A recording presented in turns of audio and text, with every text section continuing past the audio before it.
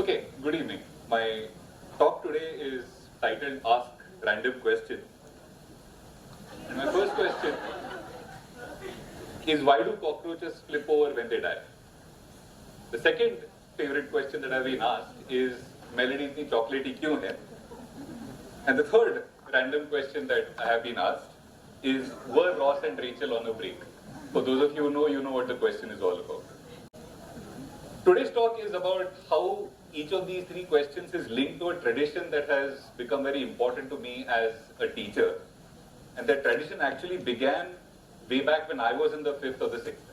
Throughout my entire career as a student, I was a very proud, not just a member, but a president of the Backbenchers Association. And being a backbencher, I wasn't always very attentive while I was in class, and therefore the chances that I would actually be paying enough attention to ask a question was something that happened very rarely. But when it did happen, when I listened to the teacher carefully enough to be able to not just ask a question, but want to ask a question, I would start to develop sweaty palms. I would develop a bottomless pit in my stomach. I would, in my head, play out the way I would ask the question. I would phrase it first this way, then I would phrase it that way. And in my fevered imagination, I would imagine my teacher listening to my question first incredulously, and then perhaps the teacher would begin to laugh. And again, in my fevered imagination, I would then start to imagine the entire class joining into that laughter. And then I would simply decide to not ask the question. I don't need to ask you whether you've been through this. I know that most of you have been through this at least once in your life, that you've mustered up the courage and the interest to ask a question, but the fear of how you will get a reaction from your teacher or your classmate makes you not ask that question. And like I said, this is a very popular thing that happens to practically any student once in their life. And so the question that I faced then was, when I came on the other side of the fence, when I became a teacher, how do I get my students to not just ask questions, but to want to ask questions? And about 7 or 8 years ago, I came up with this little tradition, now become very important to me as a teacher. At the end of every class that I teach, the last 5 to 10 minutes, I say, all right, we're going to stop talking about whatever it is that I've spoken about in class on that day. And what we're going to do now is the class is going to ask me 5 random questions. The only rule with this random question is the fact that it can have nothing to do with what I've spoken about in class. Outside of that, whatever it is that any student wants to ask me is not just welcome, but that's the point of the last 5 to 10 minutes. These questions can be about anything. They can be about me, they can be about the city that I stay in, they can be about history, geography, geology, music. Pick up any subject under the sun, doesn't matter, and ask me a completely random question about that topic. This, of course, begs a question about why I would want to do something like that. And the first reason why I would want to do something like that is because it works like a good reverse icebreaker. And what I mean is, at the end of a hopefully intensive mental session, both the students and I can relax by talking about both fun things and random things, while at the same time learning about whatever that question is about. So one good reason to conduct a session like this, by ending it with random questions, is you get to relax the whole class. But apart from that, there are important reasons why asking random questions makes sense. And the first of those important reasons is the fact that you learn best when you discuss, debate, and argue. Goes without saying, always respectfully. But it makes sense to raise your hand and say, teacher, hey, this doesn't make sense. Or have you thought about this point this way? You're not necessarily saying that the teacher is wrong. What you're saying is, perhaps there is a way to think about this problem from another perspective. It may be right, it may be wrong, but now you've got a discussion going. Questions help drive better dialogue. Dialogue helps drive better learning. So an excellent reason to ask random questions is to learn the same subject, but from different perspectives. The second reason to ask completely random questions is because passive consumption is the enemy. Whether you're reading a book, whether you're watching a movie, whether you're listening to a podcast, whether you're listening to a lecture, no matter how boring that lecture is, you can always make whatever it is that you're consuming more interesting by asking questions. You need not ask questions right away. If it's a class of 200 people, all 200 people putting their hand up is going to be a pretty frustrating class. But to make a note of your questions, ask your questions at the end, ask your questions in a follow-up email, ask your questions over a cup of coffee, but never listen passively, never read passively. The point of learning is to always ask questions. So at the margin, no matter how many questions you have in your head, feel free to add one more question to that list. Always ask questions. One of my assignments to give students, no matter what subject I'm teaching, is design a question paper for this subject and then answer the question paper that you have designed. Multiple reasons to come up with this assignment, but the first of it is the point that I've been trying to make in this talk. Questions matter. For the last 25 years, we live in the age of the internet. And now, as a previous talk mentioned in rather scary fashion, at least as far as I was concerned, we are now very much in the age of AI. Regardless of whether it is the age of the internet or the age of artificial intelligence, asking questions has become more important over time. We live in an age where the internet will give you the answer, and AI will definitely give you the answer. But are you asking the right question?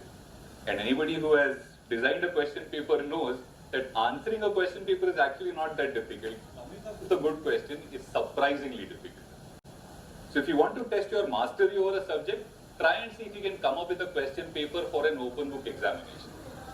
Regardless of whether you answer that question or question paper or not, forcing yourself to come up with a question makes you realize, hey, asking obvious questions is easy. Asking tricky questions is very difficult because it requires you to know why the question is tricky in the first place. My sincere advice to any student who's preparing for any examination, forget mugging up the answer. See if you can come up with a good question. Again, at the margin, always ask completely random questions. The age of AI becomes even more important.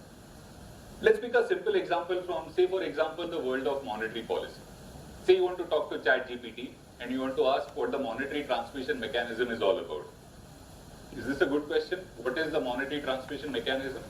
I would argue it's an okay question. If you're an Indian student, then you should be asking what is a monetary transmission mechanism within India. Fair enough, but for which time period? Which means you need to be familiar with how monetary policy regimes have changed in this country. So not only are you asking a question about monetary policy, now you're narrowing it down to a particular geography, you're narrowing it down to a particular time period, and that means you're learning how to ask more specific questions.